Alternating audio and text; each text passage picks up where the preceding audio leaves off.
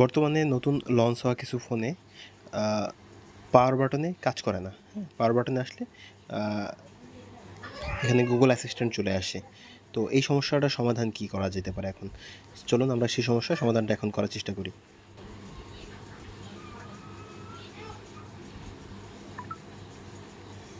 প্রথমে হচ্ছে আমরা সেটিংয়ে চলে যাব। সেটিংয়ে গিয়ে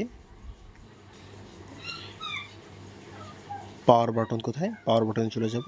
এখানে দুইটা অপশন দেওয়া আছে, একটা হচ্ছে লঞ্চ পাওয়ার মেনু, আর একটা হচ্ছে লঞ্চ গুগল অ্যাসিস্ট্যান্ট। তো আমাদের এখানে গুগল অ্যাসিস্ট্যান্টের টিক দেওয়া ছিল। ফোন নতুন অবস্থায় থাকলে গুগল অ্যাসিস্ট্যান্টের টিক দেওয়া থাকে, কিন্তু আমরা চলে যাব হচ্ছে লঞ্চ পাওয়ার মেনুতে। তো আমাদের সমস্যার সমাধান হয়ে যাবে এখনই। এখন আমরা এখানে মেনুতে চলে আসলাম। এইবার হচ্ছে ক্লিক করলেই পাওয়ার বাটন চলে আসলো। সমস্যার সমাধান। ধন্যবাদ সকলকে সাথে থাকার জন্য। আবার কোনো নতুন ভিডিও, নতুন কোনো টেক ভিডিও নিয়ে সামনে আসবো। দেখা হবে সকলের সাথে। ভালো থাকবেন।